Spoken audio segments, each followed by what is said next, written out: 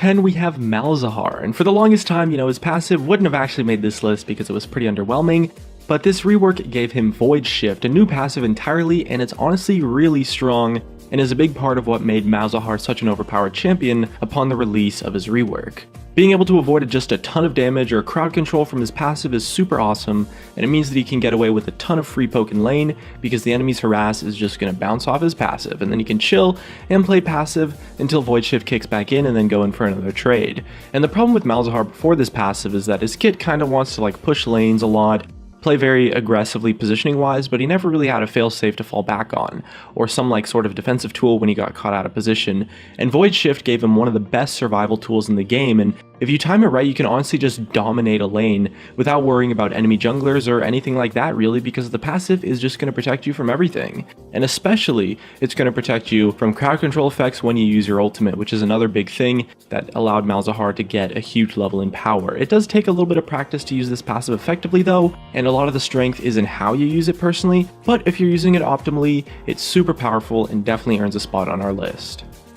League's newest champion, Kled, is dropping in at number 9 with his passive, Skarl the Cowardly Lizard. So Kled is a champion, first one on our list, who's pretty much entirely based around his passive actually. And so it works by giving him a mount called Skarl that gives Kled bonus health and does all sorts of interactions and stuff, and it's really versatile because the extra health he gets at level 1 makes him a really powerful duelist. And you even get some invulnerability frames when you lose Skarl, so you can use it to tower dive really early on, which is actually pretty gross sometimes. And it's a little bit similar to how Nari's Fury maybe work. You can also build up courage in a fight to get Skarl back in the mid fight, which can also allow you to do some really crazy comeback plays and all sorts of stuff. And overall, a lot of the power of his passive is based on his other abilities, which is why it ranks a little bit lower on our list, despite the fact that his entire kit is pretty much based around his passive. But overall, it's a pretty powerful mechanic, and just plays such a huge role in making Kled who he is, and so it definitely earns a spot on our list. At number 8, we have Aurelion Sol with his passive Center of the Universe. Some champions do have their entire kits based around their passives, and Aurelion Sol is a pretty solid example of that. Center of the Universe gives Aurelion Sol 3 stars that orbit him and give him a lot of really awesome sustained damage in fights, and he can position himself to get constant hits from his stars, and it leads to just a ton of damage that can be really difficult to avoid and really effective in fights, especially when he combos it with his W Celestial Expansion. It just gives him a ton of damage, and it makes him a disgusting lane bully that can just sit back and CS, push lanes, or honestly just force people out of the lane, and it really just all comes down to his passive. And despite the fact that his entire kit is based around his passive, we rank him a little bit lower because, a lot of the power budget is in his W, but most of Aurelion Sol's power does lie in his passive overall, and while the passive itself isn't actually that overpowered, it just generally makes the rest of his kit pretty overpowered because that's what his kit is actually based around. Or, as Riot would say, the way they would explain it, most of Aurelion Sol's power budget went to his passive and the way that he revolves around it, and overall gives him a ton of power and makes him a great champion.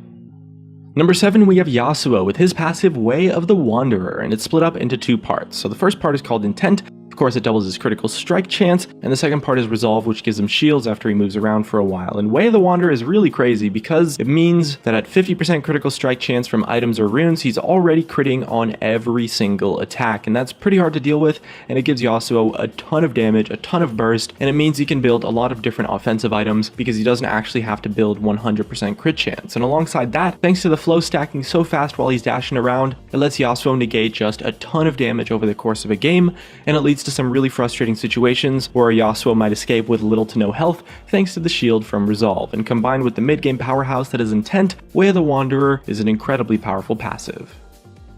And the last one before we break into the top 5 is Kalista at number 6 with her passive Martial Poise. Something both MOBAs and RTS games kind of share is this idea of orb walking, or stutter stepping, where you attack and then you move and then you attack and you move, and you essentially use that as a way to kite your opponents and so on. And it really does a great job of letting you kite enemy units and also stay mobile while dishing damage, and it's really important, it's a really powerful mechanic to learn as an AD carry player. And Kalista's passive gives her a free dash on every auto attack, so she does this way better, way more consistently, and way easier than all other AD carries because of this, letting her jump back and avoid damage pretty naturally overall. and being able to stay so mobile is just insanely powerful, and it's often pretty underrated actually. And it's really a huge part of what keeps her alive in fights while you do damage as an AD carry, so getting a passive that just makes you the best orb walker in the game by far was always going to be crazy strong on an AD carry specifically. And I mean, Callista has to take so many hits to the rest of her kit, like her basic attack damage, some of her abilities, her W isn't really that powerful by itself, just because so much of her actual power budget is balanced around her passive.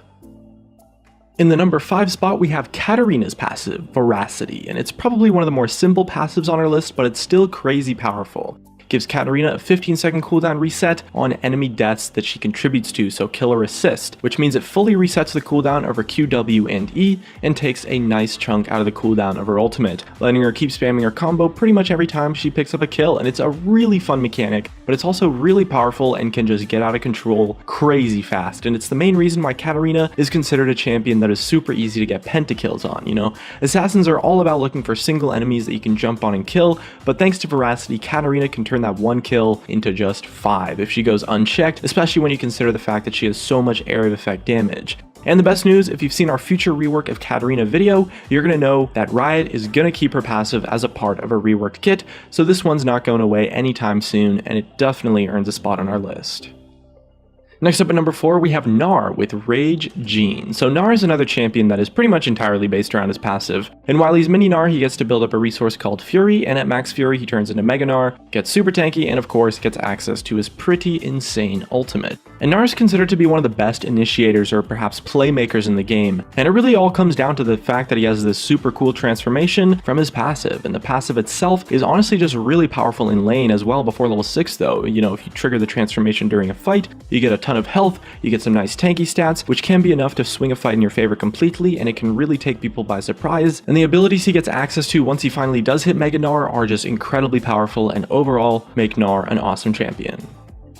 At number 3, we have Evelynn with Shadow Walk, and really the only thing better than temporary stealth is of course permanent stealth, and when Evelynn's out of combat she gets stealthed pretty infinitely and also regenerates mana faster as well as ignoring unit collision. And it really lets her pull off some sick surprise attacks and move around the map unnoticed, which might not sound as crazy as orbiting stars or cooldown resets, or it's not really that flashy of a passive, but it's still insanely powerful, and without it Evelynn would just be nothing, and it's really only held in check because the rest of Evelynn's kit is entirely balanced around how impactful Shadow Walk is as a passive effect. And playing against Evelynn is something that's really frustrating, and you literally have to pink ward like crazy all over the map to survive against a good Evelynn player, and it's really just all because of her passive, and as a result it makes her a really powerful champion.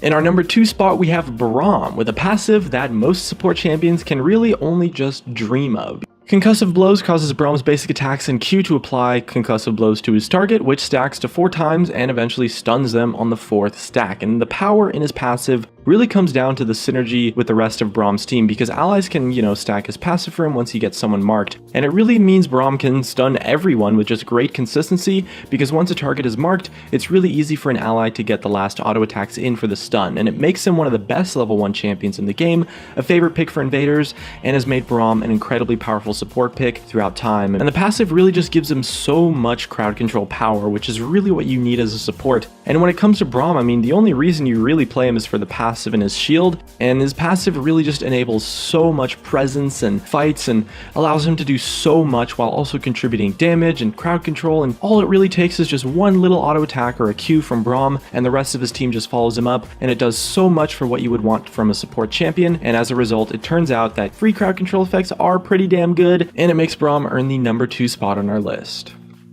And finally, with our number 1 choice, we have Annie with her passive Pyromania. This passive is pretty simple, you know, after casting 4 abilities, Annie will stun enemies based on her next ability. And the reason why it earns the number 1 spot is really, when it comes to Annie, the entire reason why you play her, why you pick her for your team, is because of her passive. Thanks to her low cooldown, she can charge Pyromania really quickly, and because it stuns any targets it damages, her AoE abilities let her just stun entire teams with her passive alone, make some crazy plays, pull off some amazing one-shots, and she doesn't really need to put herself in any sort of risk like Braum to activate it, thanks thanks to Molten Shield giving easy charges, and it can also be used to just dominate 1v1 effects, blow up entire teams with her ultimate, and pull off all sorts of really incredible plays. You know, Pyromania is a crazy powerful passive, and it's so strong that people used to pick any support just to use her flash ultimate to abuse it, and crowd control is always going to be a crazy powerful tool to have access to in League. And although this effect might not be as complicated or as flashy as some of the others, it's really what makes Annie who she is, kind of like Braum's passive, and crowd control is just an amazing tool to have access to in League, especially when it's area of effect or can be reapplied on multiple targets, and just getting it so often for free without worrying about cooldowns is really powerful, and a great Annie player can just stomp other champions in lane thanks to her passive. And Annie's passive is just so versatile and has so much power, and as a result we believe that it earns the #1 spot as the most overpowered passive in League of Legends. And that's going to wrap up our top 10 passives for League of Legends, and as always we'd love to hear your thoughts on our list. Maybe just tell us some cool experiences you had using some of these abilities, or perhaps maybe what you disagree with. And looks like that's going to be it for me. If you guys enjoyed the video, drop a like, subscribe if you want. Thanks for watching, and I'll see you guys next time.